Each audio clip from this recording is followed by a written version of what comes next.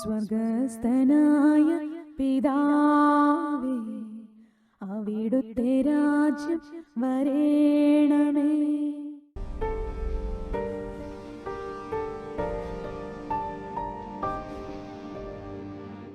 അരൂപിയിൽ നമ്മോടൊത്തായിരിക്കും, നമ്മുടെ ആത്മാവിൽ വസിച്ചുകൊണ്ട് അനേക ഇടങ്ങളിലായ നമ്മളെ ഒരുമിച്ച് കൂട്ടിക്കൊണ്ട് ഇന്ന് ഈ ദിവസം, ഈ ചൊവ്വാഴ്ച ദിവസം പ്രത്യേകിച്ച് നമ്മളിന്ന് ടെക്സാസ് സ്റ്റേറ്റിന് വേണ്ടി നമ്മൾ പ്രാർത്ഥിക്കുമ്പോൾ ക്രിസ്തു നമ്മളിൽ രൂപപ്പെട്ടിരിക്കുകയാണ് എന്നുള്ള ഒരു വലിയ ഉൾക്കാഴ്ച നമ്മൾ ഓർപ്പിച്ചതുപോലെ യേശുവിന്റെ നാമത്തിൽ നാം ഒരുമിച്ച് കൂടുമ്പോൾ അവിടെ നമ്മുടെ നടുവിലുണ്ട് എന്ന് പറഞ്ഞു. നമ്മൾ ഓരോരുത്തരിലും ക്രിസ്തുവിന്റെ ചൈതന്യം നിറഞ്ഞു നിന്നുകൊണ്ട് അമേരിക്കയുടെ പല ഭാഗങ്ങളിലായി കാനഡയിൽ നിന്നൊക്കെ നമ്മളെ ഒരുമിച്ച് കൂട്ടിയിരിക്കുമ്പോൾ ക്രിസ്തു നമ്മൾ രൂപപ്പെട്ടിരിക്കുകയാണ്. അമേരിക്കൻ ഭൂഖണ്ഡത്തിന്റെ മുകളിൽ ക്രിസ്തു രൂപപ്പെട്ടിരിക്കുകയാണ്.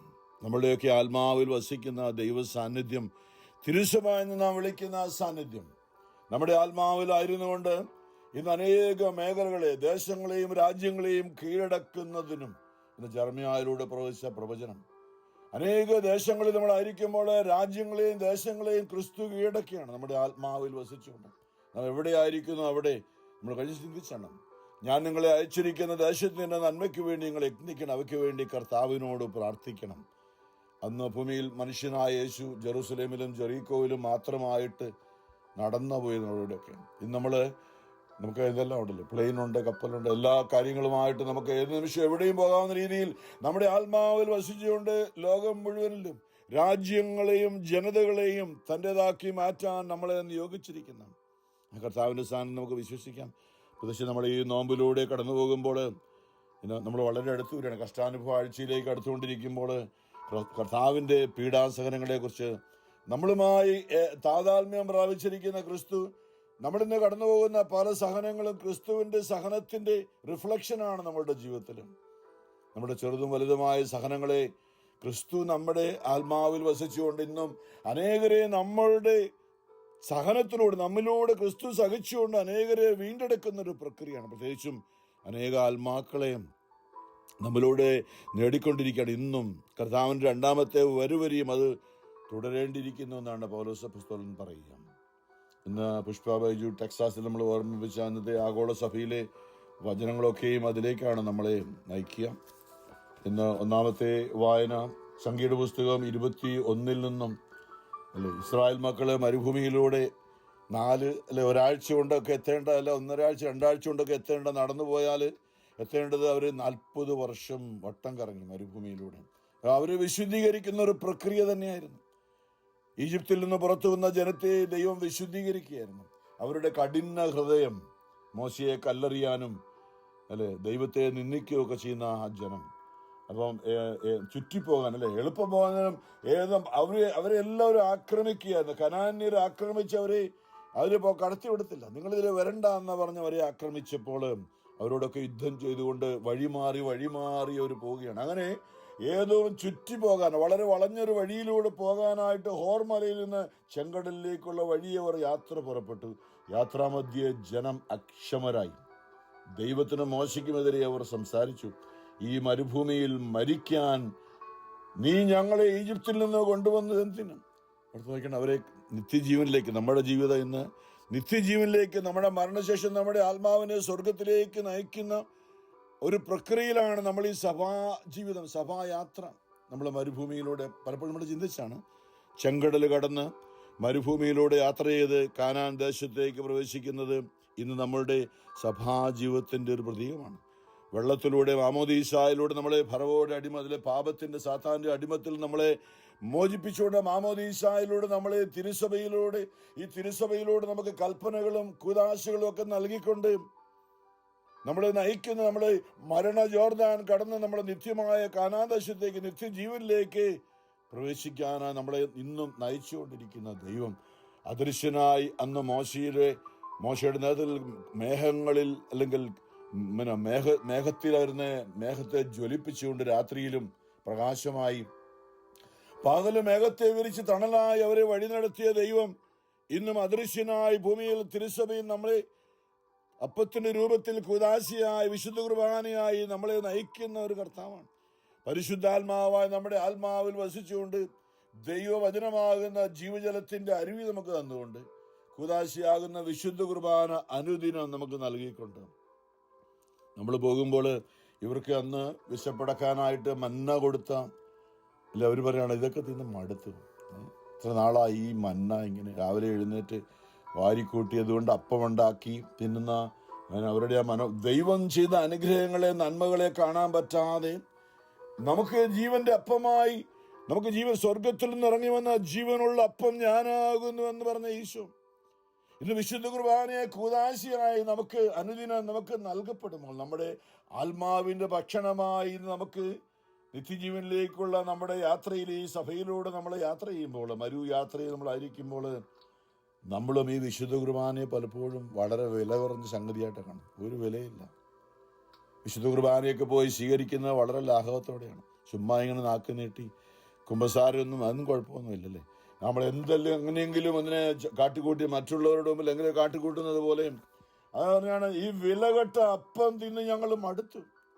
വിശുദ്ധ കുർബാനയിൽ നമ്മൾ ഇന്ന് അനേകർ എന്ത് വിലയൊന്നും ഇല്ലാത്തൊന്നുമില്ല, ക്രിസ്തു ഒന്നുമില്ല, ഇത് ചുമ്മാ ഒരപ്പമാണിത്, ഇങ്ങനെ ചടങ്ങ് പോലെ ചെയ്തു പോകുന്ന ഒരു സംഗതിയാണെന്നൊക്കെ അനേകർ പറയുമ്പോൾ അത് തന്നെ നമ്മൾ വിശ്വാസം അല്ലെങ്കിൽ കത്തോലിക്ക വിശുദ്ധ കുർബാനയിൽ പൂർണ്ണമായി യേശു ക്രിസ്തുവിനെ ഉത്ഥാനം ചെയ്ത് ജീവിക്കുന്ന ഒരു പേഴ്സണാലിറ്റി ആണ് എന്ന് അറിഞ്ഞിട്ടുണ്ട് പലരും. പക്ഷെ അതൊന്നും ശ്രദ്ധിക്കാതെ ഗവനിക്കാതെ പലപ്പോഴും നല്ലൊരു കുമ്പസാരമില്ലാതെ അനുതാപമില്ലാതെ വിശുദ്ധ കുർബാന സ്വീകരിക്കുമ്പോൾ നമ്മളും ഇന്ന് ഇതുപോലെ അന്ന് അവർ കർത്താവിനെതിരെയും മോശക്കെതിരെയും അവരെ വിലകെട്ട ഈ അപ്പം തിന്ന് ഞങ്ങൾ മടുത്തു. അപ്പോൾ കർത്താവ് ജനത്തിൻ്റെ ഇടയിലേക്ക് ആത്മീയ സർപ്പങ്ങളെ അയച്ചു. അവയുടെ ദംശനമേറ്റ് ഇസ്രായേലിൽ വളരെ പേർ മരിച്ചു. ഇത് നമ്മൾ പൗലോസ്ലീഹ 1 കൊരിന്ത്യർ 11 പറയുന്നുണ്ടല്ലോ. ഇത് തന്നെയാണ് പറഞ്ഞത്, നിങ്ങൾ കർത്താവിൻ്റെ മേശയിൽ നിന്ന് വിശുദ്ധ കുർബാന കർത്താവിൻ്റെ മേശയിൽ നിന്ന് ഭക്ഷിക്കുകയും പാനം ചെയ്യുകയും ചെയ്യുമ്പോഴെല്ലാം 1 കൊരിന്ത്യർ 11:23 തൊട്ട് കർത്താവിൽ നിന്ന് എനിക്ക് ലഭിച്ചതും ഞാൻ നിങ്ങളെ ഭരമേൽപ്പിച്ചതുമായ കാര്യം ഇതാണ്, കർത്താവായ യേശു താൻ ഒറ്റിക്കെടുക്കപ്പെട്ട രാത്രിയിൽ അപ്പമെടുത്ത് കൃതജ്ഞത അർപ്പിച്ച ശേഷം അത് മുറിച്ചുകൊണ്ട് അരുളി ചെയ്തു, ഇത് നിങ്ങൾക്ക് വേണ്ടിയുള്ള എൻ്റെ ശരീരമാണ്, എൻ്റെ ഓർമ്മയ്ക്കായി നിങ്ങളിത് ചെയ്യും. അപ്രകാരം തന്നെ അത്താഴത്തിന് ശേഷം പാനപാത്രം എടുത്ത് അരുളി ചെയ്തു, ഇത് എൻ്റെ രക്തത്തിലുള്ള പുതിയ ഉടമ്പടിയാണ്, നിങ്ങൾ ഇത് പാനം ചെയ്യുമ്പോഴെല്ലാം എൻ്റെ ഓർമ്മയ്ക്കായി ചെയ്യുവിൻ. നിങ്ങൾ ഈ അപ്പം ഭക്ഷിക്കുകയും ഈ പാത്രത്തിൽ നിന്ന് പാനം ചെയ്യുകയും ചെയ്യുമ്പോഴെല്ലാം കർത്താവിൻ്റെ മരണം അവൻ്റെ പ്രത്യാഗമനം വരെ പ്രഖ്യാപിക്കുകയാണ് ചെയ്യുന്നത്. തന്മൂലം ആരെങ്കിലും അയോഗ്യതയോടെ കർത്താവിൻ്റെ അപ്പം ഭക്ഷിക്കുകയും പാത്രത്തിൽ നിന്ന് പാനം ചെയ്യുകയും ചെയ്താൽ അവൻ കർത്താവിൻ്റെ ശരീരത്തിനും രക്തത്തിനും എതിരെ തെറ്റ് ചെയ്യുന്നു. അതിനാൽ ഓരോരുത്തരും ആത്മശോധന ചെയ്തതിനു ശേഷം ഈ അപ്പം ഭക്ഷിക്കുകയും പാത്രത്തിൽ നിന്ന് പാനം ചെയ്യുകയും ചെയ്യട്ടെ. എന്തുകൊണ്ടെന്നാൽ ശരീരത്തെ വിവേചിച്ചറിയാതെ ഭക്ഷിക്കുകയും പാനം ചെയ്യുകയും ചെയ്യുന്നവൻ തൻ്റെ തന്നെ ശിക്ഷാവിധിയാണ് ഭക്ഷിക്കുന്നതും പാനം ചെയ്യുന്നതും. നിങ്ങളിൽ പലരും രോഗികളും ദുർബലരുമായിരിക്കുന്നതിനും ചിലർ മരിച്ചു പോയതിനും കാരണം ഇതാണ്, നാം നമ്മെ തന്നെ ശരിയായി വിധിച്ചിരുന്നെങ്കിൽ നാം വിധിക്കപ്പെടുകയില്ലായിരുന്നു. എന്നാൽ കർത്താവ് നമ്മെ വിധിക്കുകയും ശിക്ഷണ വിധേയരാക്കുകയും ചെയ്യുന്നു. അത് ലോകത്തോടൊപ്പം നമ്മൾ ശിക്ഷിക്കപ്പെടാതിരിക്കാൻ വേണ്ടിയാണ്. വലിയൊരു മേഖലയാണ് പറയുന്നത്. അന്നും ഇന്നും അന്ന് യാത്ര ചെയ്ത സങ്കീർത്തനത്തിൽ പറയാണ്, ഇതെല്ലാം നമുക്ക് വേണ്ടിയാണ് അന്നത്തെ ഈ സംഭവമൊക്കെ എഴുതപ്പെട്ടിരിക്കുന്നത്. സംഖ്യയുടെ പുസ്തകത്തിൽ നടന്ന സംഭവം അല്ലെ, അന്ന് ആ അപ്പം വിലകെട്ട അപ്പമായി കരുതി അവരെ മരിച്ചു വീണ അനേകരെ. സംഗീതം 102 പുഷ്പങ്ങൾ ഓർപ്പിച്ചതുപോലെ 18 പ്രത്യേക ആവചനമാണ് എൻ്റെ ചിന്തയിലേക്ക് വന്നത്. ഭാവി തലമുറയ്ക്ക് വേണ്ടി ഇനിയും ജനിച്ചിട്ടില്ലാത്ത ജനം അവിടുത്തെ സ്തുതിക്കാൻ വേണ്ടി തന്നെ ഇത് ആലേഖനം ചെയ്യപ്പെടട്ടെ. പഴയ നിയമത്തിലെ എല്ലാ കാര്യങ്ങളും ഇന്ന് പൂർത്തിയാകുകയാണ് പുതിയ നിയമത്തിലെ യേശു ക്രിസ്തുവിലൂടെ. നമ്മൾ അവനെ അറിഞ്ഞുകൊണ്ട് ജീവിക്കുവാനായിട്ട് അവർ നിലവിളിച്ച് കരഞ്ഞപ്പോഴാണ് നമ്മൾ പുഷ്പം അർപ്പിച്ച ആ സംഭവം. അതായത് മോശ ജനത്തിനു വേണ്ടി കർത്താവിനോട് പ്രാർത്ഥിച്ചു, കർത്താവെ ഈ സർപ്പങ്ങളെ പിൻവലിക്കണമേ, സർപ്പങ്ങളെ പിൻവലിക്കാൻ കർത്താവിനോട് പ്രാർത്ഥിക്കണമേ. മോശ ജനത്തിനു വേണ്ടി പ്രാർത്ഥിച്ചു. കർത്താവ് മോശയോട് അരുളി ചെയ്തു, ഒരു പിച്ചള സർപ്പത്തെ ഉണ്ടാക്കി വടിയിൽ ഉയർത്തി നിർത്തുക, ദംശനമേൽക്കുന്നവർ അതിനെ നോക്കിയാൽ മരിക്കുകയില്ല. മോശ പിച്ചള കൊണ്ട് ഒരു സർപ്പത്തെ ഉണ്ടാക്കി അതിനെ വടിയിൽ ഉയർത്തി നിർത്തി. ദംശനമേറ്റവർ പിച്ചള സർപ്പത്തെ നോക്കി അവർ ജീവിച്ചു. അത് ഇന്ന് സുവിശേഷത്തിൽ അത് കണക്ട് ചെയ്യണല്ലേ. ഭാവി തലമുറയ്ക്ക് വേണ്ടി എഴുതപ്പെട്ടിരുന്നത് നിറവേറി എന്ന് നമ്മളെ യോഹന്നാൻ 8-ാമത്തെ അധ്യായത്തിൽ ഇന്ന് നമ്മൾ ഓർപ്പിച്ച ആ വചനം, അതായത് യഹൂദർക്ക് മുന്നറിയിപ്പ് എന്ന് പറഞ്ഞുകൊണ്ട് യോഹന്നാൻ 8:21 പല കാര്യങ്ങളും ഈശോ പറയാണ്. യേശു വീണ്ടും അവരോട് പറഞ്ഞു, ഞാൻ പോകുന്നു, നിങ്ങൾ എന്നെ അന്വേഷിക്കും, എന്നാൽ നിങ്ങളുടെ പാപത്തിൽ നിങ്ങൾ മരിക്കും. ഞാൻ പോകുന്നിടത്തേക്ക് വരാൻ നിങ്ങൾക്ക് കഴിയുകയില്ല. അങ്ങോട്ട് വരുമ്പോൾ ഈശോ കുറേ കാര്യങ്ങൾ പറയാം. നിങ്ങൾ ഈ ലോകത്തിൻ്റെതാണ്, ഇപ്പോഴും ലോകത്തിൻ്റെതായി നമ്മുടെ കാര്യമല്ലേ.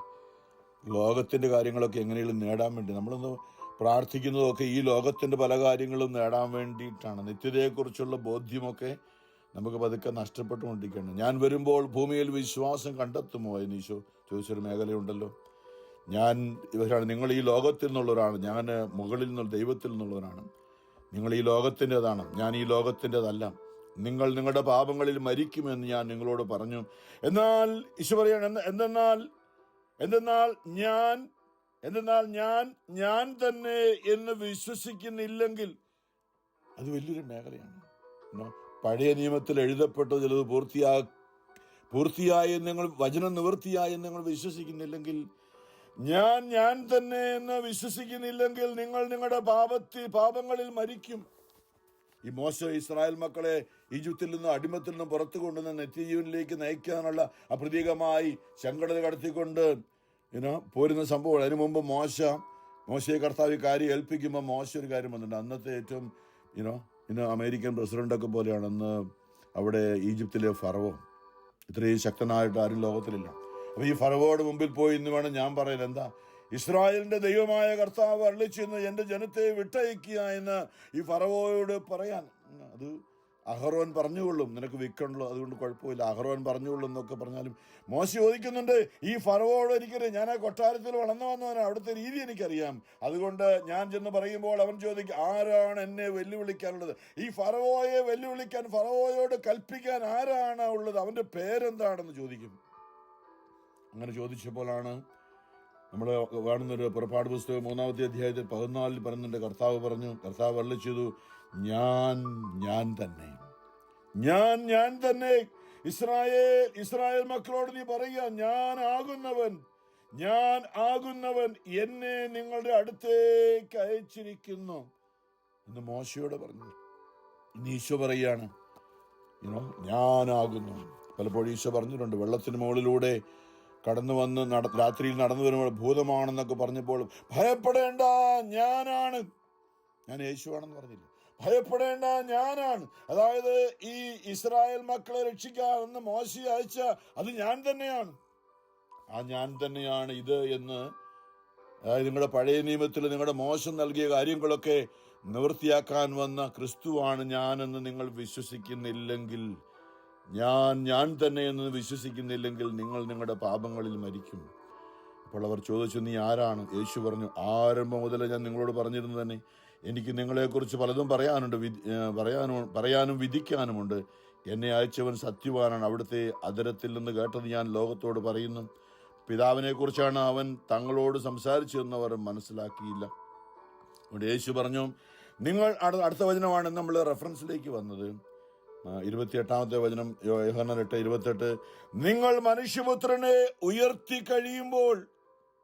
അതെ, അന്ന് മരുഭൂമിയിൽ ആഗ്നേയ സർപ്പങ്ങളുടെ ദംശനമേറ്റ് മോശയോട് കർത്താവ് പറഞ്ഞത്, മരുഭൂമിയിൽ ഒരു പിച്ചള കൊണ്ട് സർപ്പത്തെ ഉണ്ടാക്കി കമ്പിൽമേ നാട്ടി നിർത്തുക. പാമ്പ് കടിയേക്കുന്നവർ അതിലേക്ക് നോക്കിയാൽ അവർ മരിക്കില്ല, അവർ ജീവിക്കും. ഇതുപോലെയാണ് നിങ്ങൾ മനുഷ്യപുത്രനെ ഉയർത്തി കഴിയുമ്പോൾ, നിങ്ങൾ മനുഷ്യപുത്രനെ ആണികളിൽ തറച്ച് ആകാശത്തിനും ഭൂമിക്ക് മധ്യേ ഉയർത്തി കഴിയുമ്പോൾ, ഞാൻ തന്നെ എന്നും വരാനിരിക്കുന്ന ക്രിസ്തു ഞാനാണ്, നിങ്ങൾക്ക് വേണ്ടി ബലിയായി തീർന്ന ലോകത്തിന്റെ പാപം നീക്കുന്ന ദൈവത്തിന്റെ കുഞ്ഞാടാണ് ഞാനെന്നും.